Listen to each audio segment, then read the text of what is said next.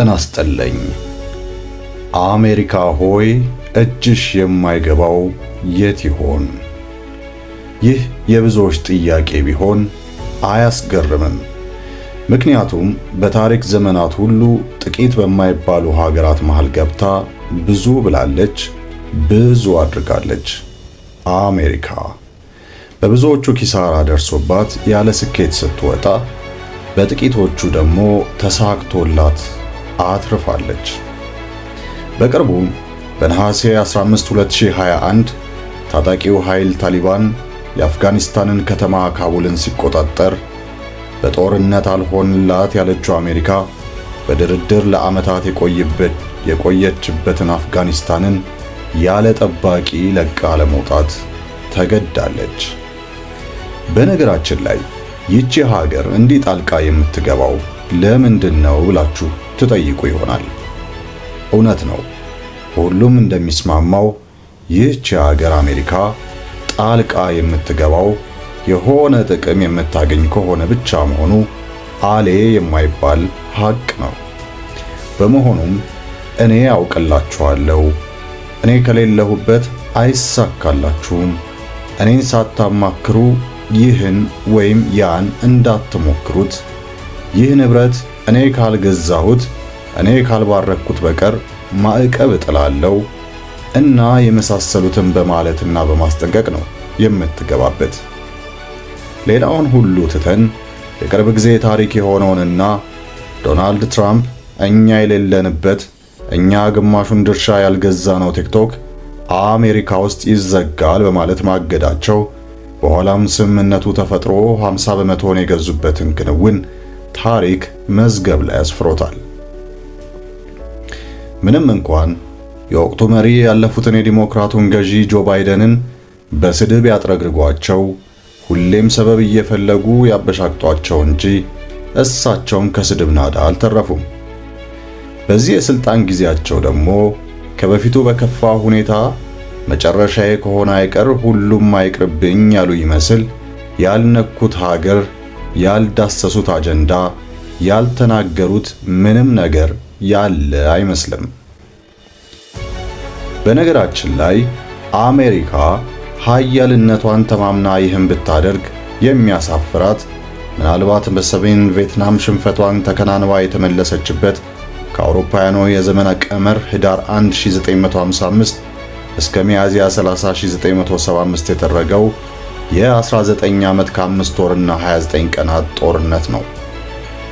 በዚህ ወቅት የሰሜን ቪየትናም አሜሪካን በሽንፈት ካከናነበቻት በኋላ ከደቡብ ቪየትናም ጋር አንድነት መመስረት ችላለች። በሌላ በኩል ደግሞ ጃፓን የአሜሪካን ስልታዊ የጦር ስፍራ የሆነችውን ፐርል ሃርበርን ያጠቃችበት ውጤትና በሺዎች የሚቆጠሩ አሜሪካውያን ሕይወታቸውን ያጡበት ድንገተኛ ጥቃት እስከ ዛሬ ታሪክ ከመዝገቡ ያልፋቀውን የሂሮሺማና ናጋሳኪን ከባድ አቶሚክ ቦምብ ጥቃት ሰለባ እንድትሆን አድርጓታል። አሜሪካ በታሪክ ዘመኗ ሁሉ በሀገራት ላይ ጣልቃ የመግባት ፖሊሲ መከተል የጀመረችውም ከዛ በኋላ ነው ሲባል ሲነገር ቆይቷል። እስከ ዛሬም ድረስ ይህች ሀገር በሰው ሀገር ላይ ጣልቃ መግባቷ እንደቀጠለ ነው። ዘንድሮ ደግሞ አዲስ ታሪክ ተሰርቷል ይሉናል የአሜሪካው ታላቅና አስገራሚው መሪ ዶናልድ ትራምፕ። Guys, I think this is officially it. This is where we say that we are no longer in reality. We are in a simulation because ain't no way Nicolas Maduro was captured wearing a Nike Tech fleece. In 2026, we got the first verified images. This was literally posted by Trump of Maduro in a blindfold, noise-cancelling headphones on this USS ship wearing a grey Nike Tech fleece. Brother did not get the quarter-zip memo. Honestly, whoever is controlling reality, they must be running a meme account because this is diabolical. Late last night and early today, at my direction, the United States Armed Forces conducted an extraordinary military operation in the capital of Venezuela. Overwhelming American military power, air, land and sea was used. እንደኛ አይነት ሀገር የለም፣ ማንም አይወዳደረንም። እና የመሳሰሉትን አነጋገሮች በድፍረትና በሙሉ ልባቸው አፋቸውን ሞልተው ተናገሩ። ይህን ያሉት ግን እንደው ዝም ብለው አልነበረም። ይልቁንም በታሪክ ፈጣኑን የመንግስት ለውጥ እንዲካሄድ ማድረጋቸውን በማንሳት ነው። ታዲያ በታሪክ ፈጣኑ የመንግስት ለውጥ መቼና እንዴት ተካሄደ ልትሉ ትችላላችሁ። በአጭሩ ሁሉም የተካሄደው በደቡባዊቷ አሜሪካ ቬኔዙዌላ ነው። ነገሩ እንዲህ ነው። ዘዊክ የተባለ ድረገጽ በሰፊው እንዳስነበበው ከሆነ የ1989ን የዩናይትድ ስቴትስ የፓናማ ወረራ ትዝታ የሚቀሰቅሰው ይህ እንቅስቃሴ ነው እንዲህ የሚል ስያሜ ይወጣለት። ነገር ግን ይህ 150 የአሜሪካ አውሮፕላኖችን ቦምብ ጣይና ተዋጊ ጄቶችን ያሳተፈው አስገራሚ የኢምፔሪያል ማሳያ ለወራት የታቀደበት ሥራ ውጤት ነበር። የአሜሪካ የጦር ኃይሎች ጠቅላይ አዛዥ ወይም ጆይንት ቺፍስ ኦፍ ስታፍ ሊቀመንበር የሆኑት ጀነራል ዳን ሬዚንኬ እንደገለጹት የአሜሪካ የደህንነት ተቋማት የቬኔዙዌላውን መሪ ኒኮላስ ማዱሮን ያኗኗር ዘይቤ ለማጥናት ካለፈው የነሐሴ ወር ጀምሮ ሲሰሩ ቆይተዋል። በስለላ ድሮኖችና በቬኔዙዌላ ውስጥ ባሉ አንድ ወይም ከዛ በላይ በሆኑ ሰላዮች አማካኝነት ማዱሮ የት እንደሚኖር፣ ወዴት እንደሚጓዝ፣ ምን እንደሚበላ፣ ምን እንደሚለብስና የቤት እንስሳቱ ሳይቀር ምን እንደሆኑ ጭምር ደርሰውበት ነበር። አሜሪካ ከነሐሴ ወር ጀምሮ በካሪቢያን ቀጠና በወታደራዊ ተጠንቀቅ ላይ መገኘቷን በከፍተኛ ሁኔታ እያጠናከረች በመምጣቷ ይህም በመጨረሻው የዩናይትድ ስቴትስ ባህር ኃይል ካሉት የጦር መርከቦች መካከል እስከ 1/4 የሚሆነውን ያካተተ ነበር። በዚህም ምክንያት ጥበቃውን አጽንቶ ህዝባዊ መድረኮች ላይ እንደበፊቱ መታየቱን አቁሞ በተለያዩ ቦታዎች ላይ ማደር ጀመረ። የቬኔዙዌላው መሪ ኒኮላስ ማዱሮ። ሆኖም አሜሪካ በዚህም ወቅት ያልተጠበቀ ስልታዊ ድንገቴ ጥቃት ወይም በእንግሊዘኛው አነጋገር ታክቲካል ሰርፕራይዝ ማድረግ ችላለች። የትራምፕ አስተዳደር በወቅቱ በካሪቢያን ላይ ያሳየው የኃይል ማሳያ የወቅቱን የቬኔዙዌላውን መሪ ኒኮላስ ማዱሮን በፍቃዱ ስልጣን እንዲለቅ ያነሳሳዋል የሚል ተስፋ የነበረ ቢሆንም ዘ ኒውዮርክ ታይምስ እንደዘገበው ባለፈው ወር መጨረሻ ላይ ቱርክ ምንም እንኳን በሀገሯ የተደላደለ ኑሮ እንዲኖር ጥያቄ ብታቀርብለትም ሳይቀበል ቀርቷል። ይህም እንዳይበቃው በሰልፎች ላይ ሲጨፍር የታየ ሲሆን ይህም ዋይት ሃውስን ከፍተኛ አስቆጥቷል። Venga por mí. Aquí lo espero en Miraflores. No se tarde en llegar, cobarde.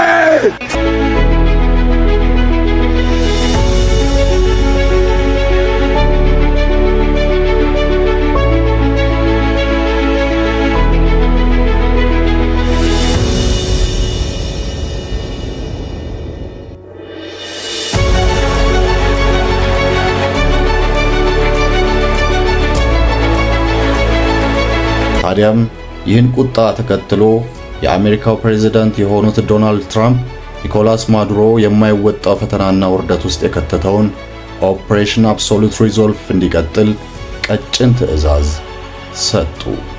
Well, Mikey has been out of the country this week, but he's been doing an awful lot of work breaking down this operation. And there's an awful lot to it, Mikey. So where do you want to begin?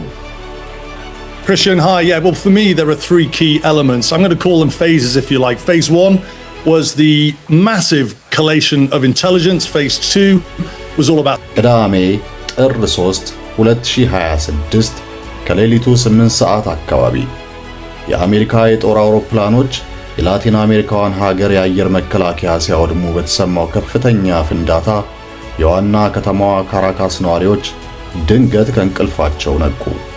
ከፍተኛ ፍርሃት ላይም ወደቁ። በወቅቱ በመላው ከተማ መብራት ጠፋ። በኋላ ላይ ይህን አስመልክተው የተጠየቁት ዶናልድ ትራምፕ ይህን ያደረግነው ባለን ልምድና ሙያዊ ብቃት ነው ሲሉ ተደምጠዋል። ከዚያም የሄሊኮፕተሮች ሰልፍ በዋና ከተማዋ ላይ ማንዣበብ ጀመረ። ብሎም የዴልታ ፎርስ ልዩ ኮማንዶች ወደ ማዱሮ የተመሸገ መኖሪያ ግቢ በፍጥነት ዘለው ወረዱ።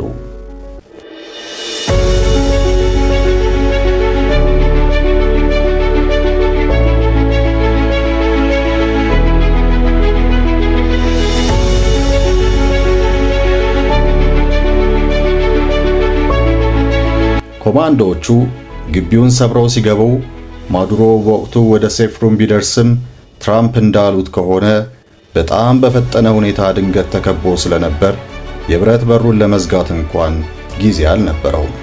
በጥቃቱ ወቅት ጥቂት የአሜሪካ ወታደሮች በጥይትና በቦምብ ፍንጣሪ ቆስለዋል። የሃቫና መረጃ እንደሚያመለክተው ደግሞ በወቅቱ 32 የሚያክሉ የማዱሮ የኩባ ዜግነት ያላቸው የጥበቃ ዘቦች ተገድለዋል።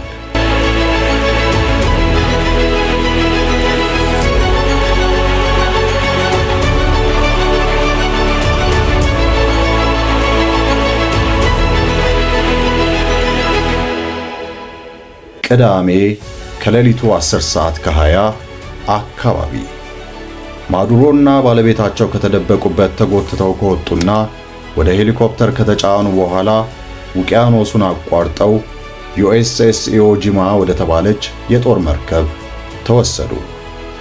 ዘ ኢኮኖሚስት ይህ ወረራ በ1989 ጆርጅ ኤች.ደብሊው ቡሽ በአሜሪካ ውስጥ በአደንዛዥ ዕፅ ወንጀል የሚፈለጉ ሌላ የላቲን አሜሪካ መሪን ለመያዝ ወታደሮችን በላኩበት ወቅት የተፈጸመውን የፓናማ ጥቃት ትዝታ ቀስቅሷል ይላል። ሆኖም ያኛው ከ27000 በላይ ወታደሮችን ያሳተፈ ሙሉ ወረራ ሲሆን ጥቃቱ የተሰነዘረውም በጣም ትንሽ በሆነች ሀገርና አነስተኛ ጦር ባለው ሰራዊት ላይ ቢሆንም ውጤቱም የዚህን ያህል አስደናቂ አልነበረም። በወቅቱ ማኑኤል ኖሪጋ መጀመሪያ ላይ ከቁጥጥር ውጭ በማምለጥ በቫቲካን ኤምባሲ ውስጥ ተሸሽገው ስለነበር ዘገባው እንደሚለው ከሆነ አሜሪካ እሳቸውን ከዛ ለማስወጣት የሮክ ሙዚቃን በከፍተኛ ድምፅ ለመክፈት ተገዳ ነበር። ሆኖም የአሁኑ ፕሬዝዳንት ዶናልድ ትራምፕ ይህን ሊያደርግ የሚችል ሌላ ሀገር በዓለም ላይ የለም ሲሉ በጉራ መናገራቸው የዚህ ማሳያ ነው ሊባል ይችላል። የአሜሪካን ፕሬዝዳንት የሆኑት ዶናልድ ትራምፕ ቬኔዙዌላን ለምን እንደወረሩና ፕሬዝዳንቷን ለምን እንዳሰሩ እንግዲህ ነገሩ ጠርቷል። በአሁኑ ሰዓት ያው ሁላችን ስንጠብቀው የነበረ ነው። የነዳጅ ጉዳይ ነው። ያው ቬኔዙዌላ እንደሚታወቀው ከዓለማችን ላይ እጅግ በጣም ሰፊ የኦይል ሪሶርስ ካላት ሀገር መካከል የመጀመሪያዋ ነች። የመጀመሪያው ቶፕ ላይ የምትቀመጠው ነች። እናም ይህ ከኋላ የምትመለከቷቸው ሰዎች እጅግ በጣም ሀብታምና በኦይል ኢንዱስትሪ ላይ በአሜሪካ ውስጥ በሚገኙ የኦይል ኢንዱስትሪ ላይ የተሳተፉና የሚሳተፉ ትላልቅ የሆኑ ሰዎች ናቸው። ታዲያ በትናንትናው ዕለት የአሜሪካን ፕሬዝዳንት የሆኑት ዶናልድ ትራምፕ እነዚህን የካምፓኒ ኦነሮች በመሰብሰብ ኢንቨስት እንዲያደርጉ ጠይቋቸዋል። እነዚህም ትላልቅ የሆኑ የኦይል ካምፓኒዎች ኢንቨስት የሚያደርጉት ቬኔዙዌላ ላይ ሲሆን ቬኔዙዌላ ላይ ያለውን ትልቅ የሆነ ነዳጅ ሪሶርስ አውጥተው የተለያዩ ማርኬቶች ቻይና፣ ራሻን ጨምሮ ለነሱ እንዲሸጡላቸው ነው እንግዲህ እያስማሟቸው ያሉት። ዶናልድ ትራምፕም ይህ በቬኔዙዌላ ላይ የሚያደርጉት ፕላን እንግዲህ እንዲሳካላቸው ወደ 100 ቢሊዮን የአሜሪካን ዶላር ያስፈልጋቸዋል። ይህንን ኢንቨስትመንት ነው አድርጉ እያሏቸው ያሉት። እናም እነዚህ ኢንቨስተሮች ቢዝነስ ማን ናቸው? እንዴት ሮጠው እስኪጠሩ ድረስ ለምን ጠበቁ የምትሉ ሰዎች ካላችሁ ቬኔዙዌላ በዓለማችን ላይ ከሚገኙ የኦይል ሪሶርስ ካላቸው መጀመሪያ ላይ የምትቀመጥ ሀገር ብትሆንም ነገር ግን ያላት ነዳጅ ብዙ ስራ የሚጠይቅ ነው ማለት ነው። ነዳጁን አውጥቶ ፕሮሰስ ማድረጉ እጅግ በጣም ከባድ ነው። ብዙ ብርና ብዙ በጀት ያስፈልገዋል። እናም ትልቅ የሆነ ኢንቨስትመንት ያስፈልገዋል። ትልቅ የሆነ ስራ ያስፈልገዋል። ለዚህም ነው እንግዲህ ዶናልድ ትራምፕ በቅርበት እንግዲህ ዋይት ሃውስ ጠርተው እነዚህን ኢንቨስተሮች ያናገሯቸው። ነገር ግን ብዙዎቹም አልተዋጠላቸውም። ምክንያቱም ብዙ ስራ ስለሚጠይቅ ማለት ነው። እዛ ኢንቨስት ከሚያደርጉ ሌላ ሀገር ላይ ሄደው ኢንቨስት ቢያደርጉ ወይም ኦልሬዲ የወጣ ነዳጅን አጣርተው ቢሸጡ ሞር ፕሮፊት ያገኛሉ በሚለው ነው እነዚህ ቢዝነስማን እንግዲህ ብዙ ጊዜ የሚያስቡት። ስለዚህ ብዙዎቹ በሚባል መልኩ አልተስማሙም። ነገር ግን የአሜሪካን ፕሬዝዳንት ዶናልድ ትራምፕ እንደሚታወቀው ተስፋ የሚቆርጡ ሰዎች አይደሉም። ዲሰርማ የሚደረጉ ሰው አይደሉም። ነገር ግን ለእነዚህ ኢንቨስተሮች እንደነገሯቸው ከሆነ ሴፍቲያችሁን፣ ሴኩሪቲያችሁን እኛ እንጠብቃለን፣ እኛ ከጎናችን እንሆናለን፣ ይህን ነገር ኢንቨስት ማድረግ አለባችሁ የሚል ሐሳብ እንግዲህ እሳቸው አራምደዋል ማለት ነው። ታዲያ ይህ ብቻም አይደለም። የነዳጅ ዘይቱንም እንደሚቆጣጠሩት ዝተው መንገዱን ጀምረዋል። በዚህም መሰረት ይህች የደቡብ አሜሪካዋ ቬኔዙዌላ ለአሜሪካ ከ30 እስከ 50 ሚሊዮን በርሜል የነዳጅ ዘይት ለአሜሪካ መስጠት ይጠበቅባታል። በዚህም ነዳጁ በዓለም ገበያ ዋጋ ተሽጦ ገቢው ለሁለቱም ህዝቦች ማለትም ለቬኔዙዌላና ለአሜሪካ ህዝቦች እኩል ተጠቃሚነት እንደሚውል ፕሬዝዳንት ትራምፕ ገልጸዋል። So we are going to run the country until such time as we can do a safe, proper, and judicious transition. And it has to be judicious. We're there now, and what people don't understand, but they understand as I say this, we're there now, but we're going to stay until such time as the proper transition can take place. So we're going to stay until such time as we're going to run it, essentially, until such time as a proper transition can take place. President Trump says Venezuela has agreed to hand over up to 50 million barrels of oil to the U.S. The president says the oil worth $3 billion will be sold off to benefit the people of Venezuela. But Venezuela's interim president says her country is in, quote, active resistance to the U.S. White House correspondent Karen Travers is here for more on that. Karen, what's the latest from the White House on these ship seizures and Trump's claim on oil? Yeah, Diane, there's been no comment yet from the president on the ship seizures, but you have members of the cabinet up on Capitol Hill this morning briefing members of the Senate and members of the House on Venezuela behind closed doors. So potentially we could hear from lawmakers after those briefings about the latest here and what this signifies in terms of a potential escalation in the U.S. operations against Venezuela. In terms of oil, the president, as you noted, had said last night in a social media post that Venezuela is going to hand over 30 to 50 million barrels of oil to the United States that the U.S. would then control and sell. We heard from Chris Wright, the Energy Secretary, this morning, who said that the sales done by the U.S. government would be deposited into accounts controlled by the U.S. government. And he says, Chris Wright, that from there, the funds would flow back to Venezuela to benefit the Venezuelan people.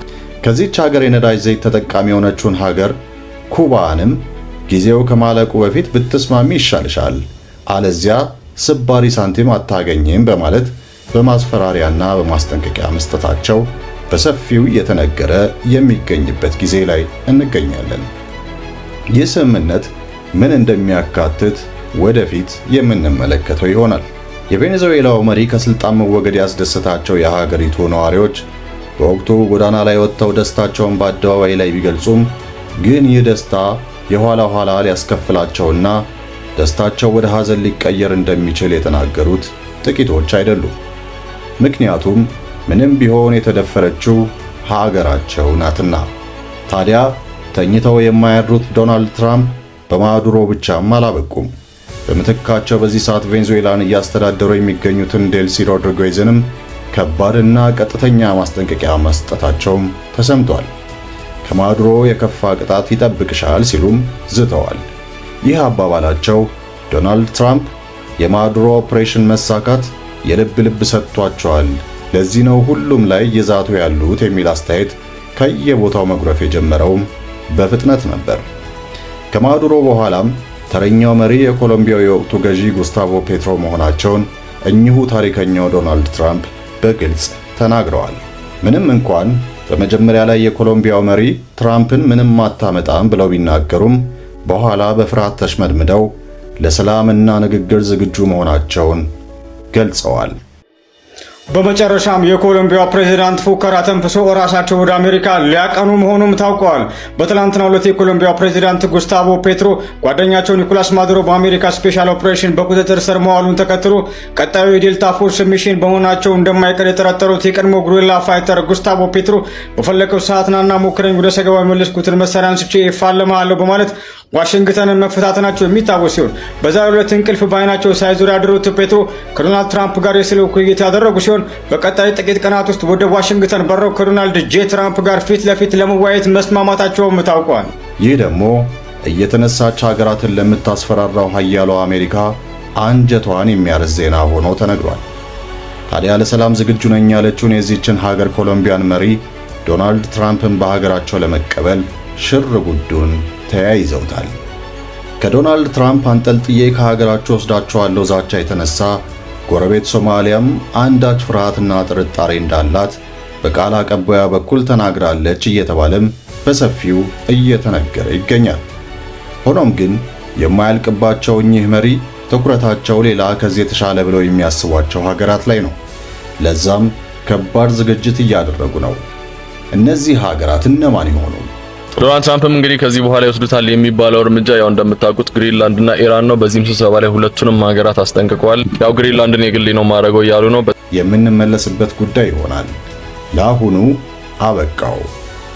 ይህ ሰሞነኛ ነው።